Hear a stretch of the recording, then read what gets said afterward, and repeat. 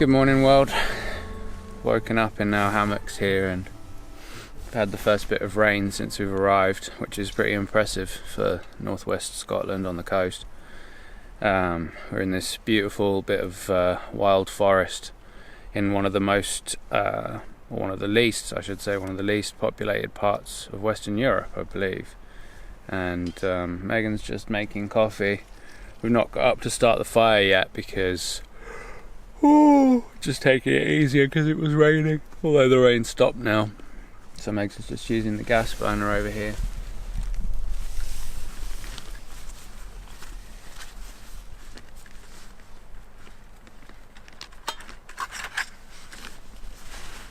I got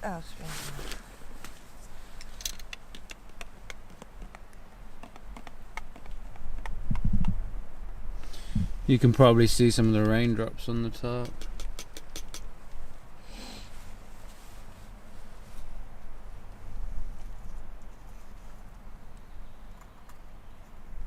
And there's some firewood that I moved in underneath just to keep it out of the rain.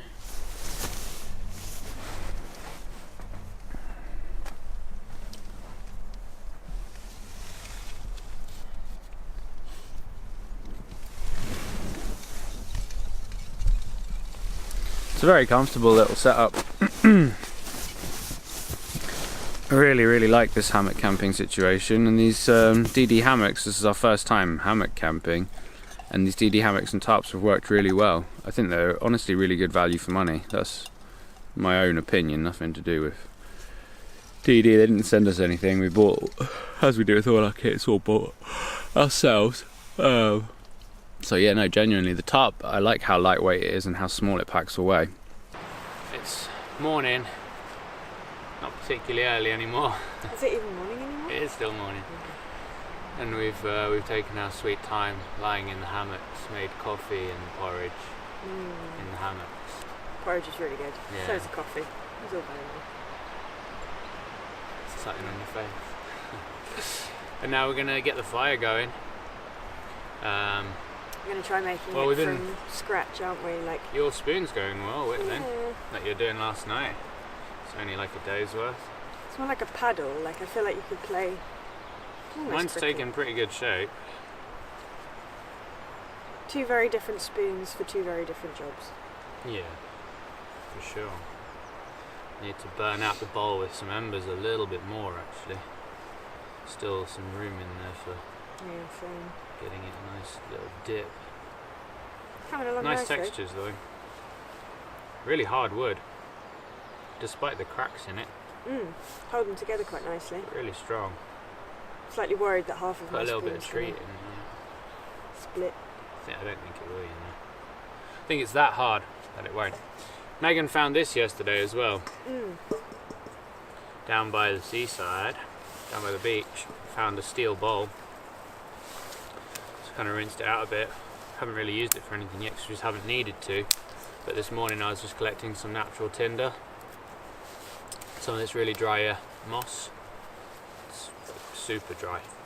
So that should hopefully take a spark quite nicely. So what we're going to do is basically light the fire from scratch. No laziness with lighters or fire lighters or anything else. We're going to use all natural tinder, all natural wood, Twigs, yeah. twigs, and you're going to use a ferrocerium rod. I think Megan's going to use a ferro rod as well to get a spark.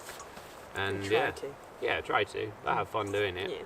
It'll definitely work. I'm 100% sure. We've got plenty of dry stuff here, and then we'll get it going.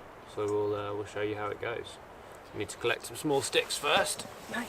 Step one, because I've already got the dried moss from the trees. It's everywhere around us. So we're just taking from dead standing. It's lovely dry.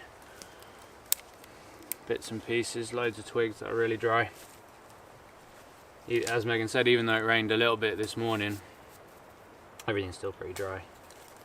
Just laying a little platform of little snap twigs down at the bottom. It's just, I don't know, it's my preferred way. Everyone likes to do different things, but I generally will like cross lattice a little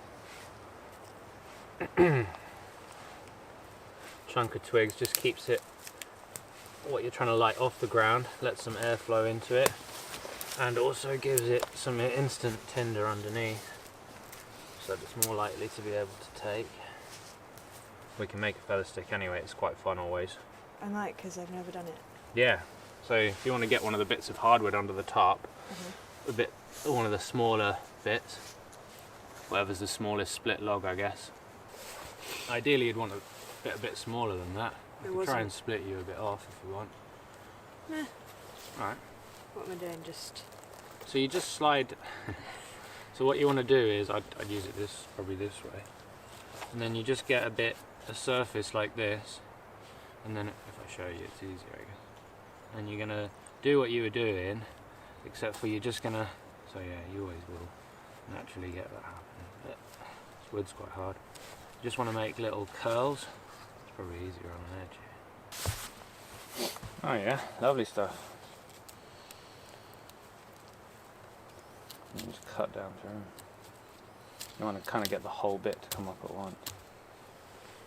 It would be easier if I'd split us off a smaller bit like we had yesterday. Yeah.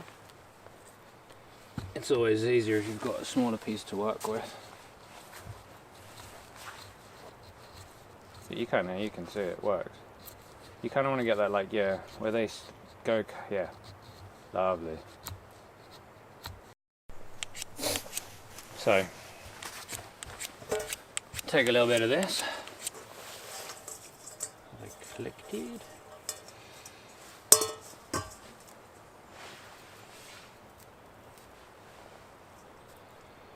It looks like it belongs under the sea. It doesn't look like it should be going on land. It is crazy, isn't it? Mm. Got that there. And now you're just going to scrape a bit of your ferrocerium rod. Just going to scrape it.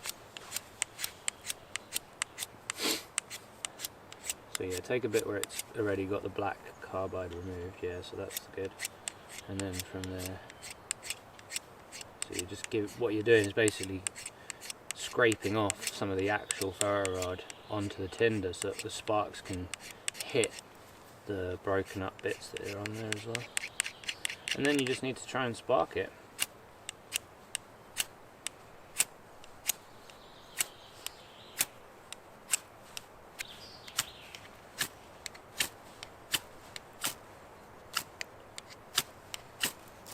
Ooh. Go. See that?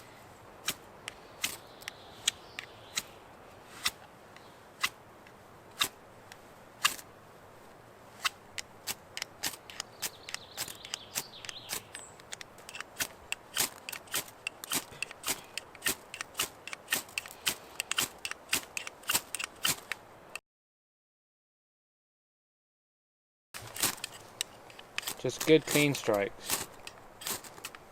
There you go. I started a fire. Everybody celebrate. There you go. Now just, there you go. Ah, right, now put stuff on it before it goes out. No, you're good. There's plenty there. Just need to move some of it around. Some These little little twigs feather and sticks stuff. in here. Yeah.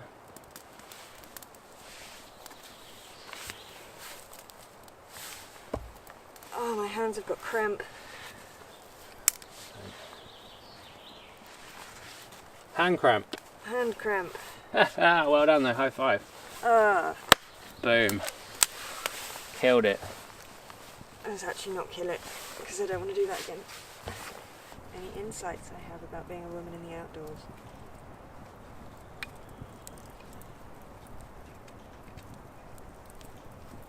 I would say, I guess it's not as common, but just other people in general being into the outdoors is not as common. I mean, there's obviously a huge community of people who are into it, but whenever you talk to people, perhaps it's just living the life that we lead, being in a city that it's harder to find people who are interested in it. Most people are like, oh, that's so interesting, I'd love to do something like that, but never do. And I guess that's a big thing as well, is having the confidence to go and do something. Like, in reality, doing stuff in the city is way more dangerous than it is in the outdoors, but it doesn't seem that way when no one's ever showed you how, and you don't know what you're doing. I couldn't imagine myself 2-3 years ago, going wild camping on my own without ever having done it with somebody before. I wouldn't know where to pitch a tent. Things like food and weight, carrying stuff, starting fires, very difficult. I guess as with everything in life, the first step is always the hardest. Once you've gone and done it and had fun, I think, having fun, you can go and do something and not enjoy it, but that's because you've not had somebody show you how to enjoy it. Like, there are a few times where we went to Dartmoor and it was so wet and I was wearing this, and this is no longer waterproof, so it's my beta gear, my bushcrafting gear. And it, you know, it wasn't miserable, but there were times where it could have been. And it's so much nicer to have my new Arc'teryx jacket and my Rab fire something trousers that are just totally waterproof, and you're just really comfortable and you have a good time and you have fun. And I guess maybe people have been put off by bad experiences or don't want to try for fear of bad experiences. Oh. The smell of hard wood burning.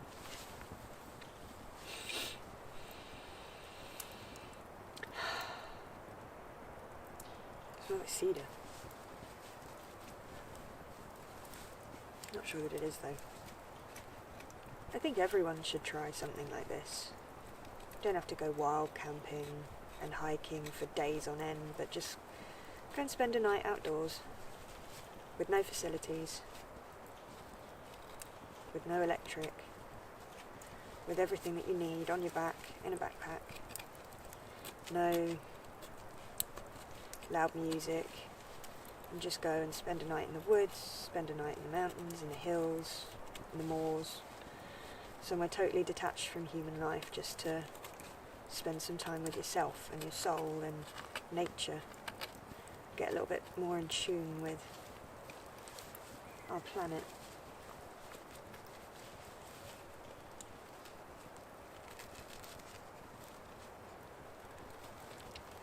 It's very relaxing. I'm not even really sure what I'm doing to this spoon anymore, but it's just something so nice about sitting and carving wood.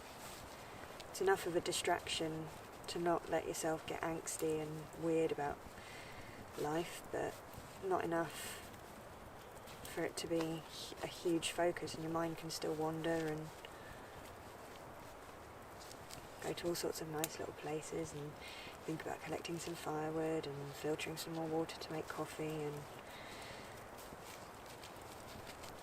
what other little tasks you're going to do around camp.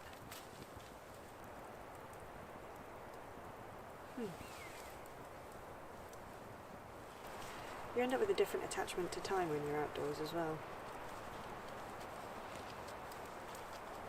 You move way more in tune with the sun and the moon and the light and the dark. It's not really about, oh, it's lunchtime, therefore I must eat. It's, I feel hungry because I've been building fires and walking and hiking and just generally being outside. And not like, oh, it's 10 o'clock, therefore I have to go to bed because I need to be up in the morning. It's dark and I'm tired, so I'm going to bed. And then the same in reverse. Oh, it's light. It doesn't matter that it's 6 a.m, 5 a.m, 8 a.m. Just get up and go.